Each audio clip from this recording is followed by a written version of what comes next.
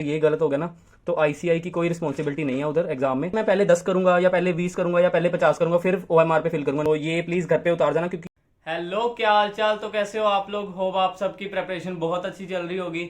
और आज मैं आपको बताने वाला हूँ कि ओएमआर हमने एग्जाम में कैसे फिल करनी है। देखो, कुछ चीज़ें हैं जो हमें पहले सीखनी पड़ेंगी कि एग्जाम में कैसे हमने अटेम्प्ट करनी है। क्योंकि जो हमारे दो एग्जाम है ये वाले एमसीक्यू वाले, इनमें हमें टाइम मैनेजमेंट करना भी ज़रूरी है। अगर हमारा टाइम अच्छे से मैनेज हो जाएगा तो हमारे एग्जाम में नंबर भी अच्छे स्कोर हो जाएंगे और टाइम पे हम एग्जाम कंप्लीट कर पाएंगे।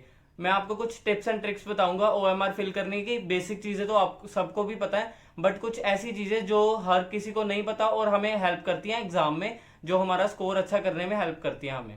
तो चलो फिर शुरू करते हैं इस वीडियो को। सबसे पहले तो सपोज कर लो ये है आपका एग्ज़ाम और ये है आपकी ओएमआर शीट जो आपको मिलने वाली है एग्ज़ाम के टाइम में।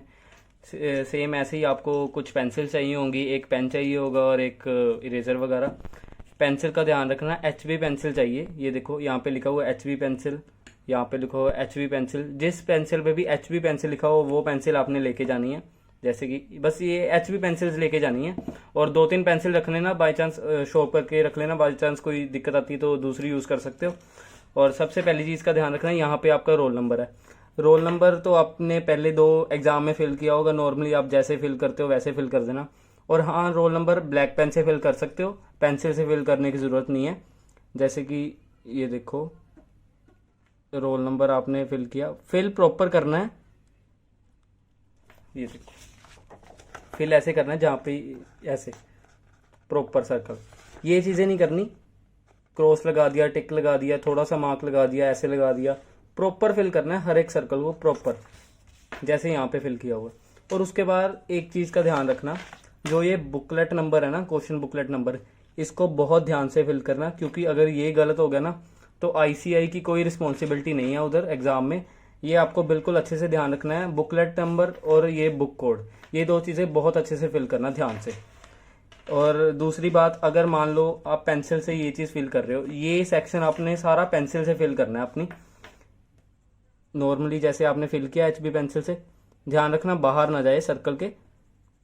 और अगर मान लो कोई आपका गलत होता है यहाँ पे, नॉर्मली इरेज करके, ज़्यादा टाइट इरेज मत करना, नॉर्मली इरेज करके जैसे इरेज हो गया और नेक्स्ट फिल करना है तो आप कर सकते हो, ऐसी कोई दिक्कत नहीं है। ये चीज़ गलत नहीं मानी जाएगी, आप ये चीज़ कर सकते हो, ठीक है।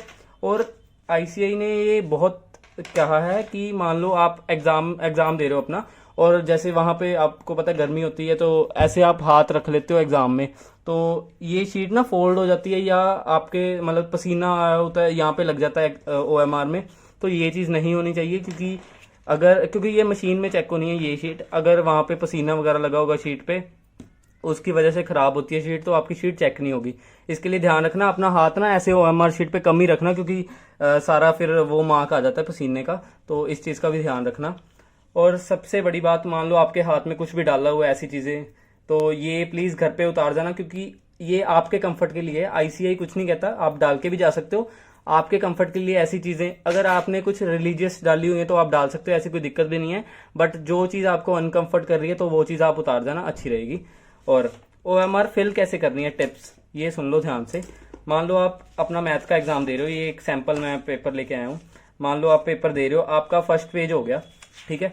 जैसे ही आपके फर्स्ट पेज में मान लो 4 या 5 जितने भी क्वेश्चन है, पहले पेज पे आपने 5 क्वेश्चन किए, आपको मान लो 2 या 3 का आंसर आ गया, ठीक है। इनमें से मैंने मान लो मुझे 3 का आंसर आता था, तो मैं साथ ही ये पेज कंप्लीट हुआ, मैं साथ ही ये 3 फिल कर लूंगा यहाँ पे।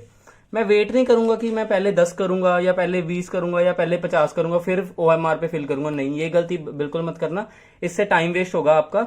सीधा ओएमआर आंसर शीट को देखना, आंसर शीट में पहला पेज कंप्लीट हुआ, जितने भी हुए, 1 हुआ, 2 हुआ, 3 हुए, वो साथ ही साथ ओएमआर में। नेक्स्ट पेज पे जाना, जितने हुए साथ ही ओएमआर में, फिर नेक्स्ट पेज पे जितने हुए साथ ही ओएमआर पे। एक एक करके ओएमआर पे नहीं करने। मान लो 12 से लेके 17 तक आपके 3 हो गए, ठीक है। जब आपका 17 पे हो गया कंप्लीट, आप साथ ही इस पेज को ओएमआर पे उतार दो, क्योंकि इससे आपका टाइम सेव होगा। अगर आप देखोगे ना, मान लो मैं पहले 15 करूंगा, मान लो पहले 5 किए, फिर ये किए, 15 तक आपने किए, ठीक है। अब आप सोच रहे हो मैं ओएमआर पे फिल करूं, आप पीछे पेज पे जाओगे, आपका टाइम वेस्ट होगा। इससे टाइम वेस्ट होता है, क्योंकि मैंने जून में एग्जाम दिया है, मुझे पता है इस चीज से टाइम वेस्ट होगा। तो एक पेज किया, साथ ही फिल कर देना, ठीक है। इस चीज का ध्यान रखना। और एक और चीज़ मैं एक टिप मैथ के पेपर के लिए देना चाहूँगा, आई डोंट नो इस वीडियो के लिए रेलेवेंट है, बट ये चीज़ काम की है। अगर आप मैथ का पेपर देने जा रहे हो अपना, तो जो ये फर्स्ट पेज है आपके क्वेश्चन शीट का, इसको छोड़ देना, सेकंड पेज से स्टार्ट करना। ये इंपॉर्टेंट इसलिए क्योंकि आईसीआई का पैटर्न है, क्योंकि वो पहले 5 से 10 क्वेश्चन या पहले 15 क्वेश्चन ना थोड़े डिफिकल्ट देता है, तो आप सेकंड शीट से स्टार्ट कर लेना। मैंने सेम पैटर्न यूज किया था, पहली पेज मैंने यूज नहीं किया, मैंने पहला पेज छोड़ा, सीधा सेकंड पेज से क्वेश्चन स्टार्ट किए और करने स्टार्ट कर दिया, और लास्ट में जब मैं 100 तक कर चुका था तो मैंने पहला पेज किया। इससे क्या होगा, मान लो स्टार्टिंग में डिफिकल्ट भी आते हैं तो आप एकदम पैनिक नहीं करोगे एग्जाम में, आपका इजीली मतलब आपका माइंड उस हिसाब से प्रिपेयर रहेगा कि पहले में अगर डिफिकल्ट भी हैं तो आप पैनिक नहीं करोगे, आपने बाकी 90 कर चुके होगे एक बार के लिए, ठीक है।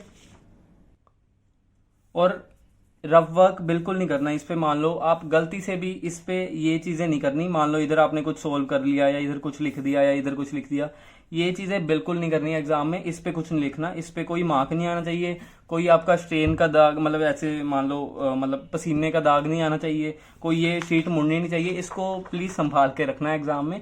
और हाँ, अगर आपने रफ वर्क करना है, पहले तो पेज जो ये आपका क्वेश्चन शीट होगी इसके पीछे आपको 1-2 पेज एक्स्ट्रा मिलेंगे, वहां पे आप रफ कर सकते हो, बट ऐसी कोई दिक्कत वाली बात नहीं है। आप इधर वाली स्पेस पे ना इधर भी रफ कर सकते हो, लाइट कर सकते हो, डार्क मत करना। इस बार तो शायद आईसीआई ने ये भी कह दिया कि आप ये क्वेश्चन बुकलेट घर लेके आ सकते हो, तो आप इधर रफ वर्क कर सकते हो, थोड़ा लाइट कर लेना, बट कर लेना। आप टाइम वेस्ट मत करना पेज पलटने का, यहीं पे रफ वर्क कर लेना अपना, ठीक है। मैंने किया था, टेंशन मतलब मैंने जून में करके आया हूं मैं यहाँ पे रफ वर्क, और ऐसी कोई दिक्कत नहीं आई थी। मैंने 53 या 54 अटेम्प्ट किए थे, मेरे 50 मार्क्स आए थे, तो बस मैं इसलिए सेव होगा क्योंकि मेरे को ओएमआर का पता था कैसे फिल करनी है, और मेरे को पता था अभी मैंने टाइम नहीं वेस्ट करना। मेरी मैथ की प्रिपरेशन कम थी, बट फिर भी मैं उस हिसाब से प्लान करके गया था कि मुझे दिक्कत नहीं आई, और ओएमआर भी अच्छे से फिल हो गई और पेपर भी मेरा अच्छे से हो गया था। तो ये चीजों जो मैंने आपको बताई है, इन चीजों का ध्यान रखना, ओएमआर को अच्छे से फिल कर लेना, कहीं पे कुछ लिखना मत, इसको पेंसिल से, इसको पेन से, ये रीड करने की जरूरत नहीं है, पहले कर जाना। ये इसका पीडीएफ का लिंक मैं आपको डिस्क्रिप्शन में दे दूंगा, ये पहले रीड कर जाना, उधर जाके रीड करने की कोई जरूरत नहीं है, टाइम वेस्ट मत करना। बुकलेट नंबर अच्छे से लिखना और बुकलेट कोड भी अच्छे से लिखना पेपर में। तो आज की वीडियो में इतना ही, मिलते हैं फिर नेक्स्ट वीडियो में।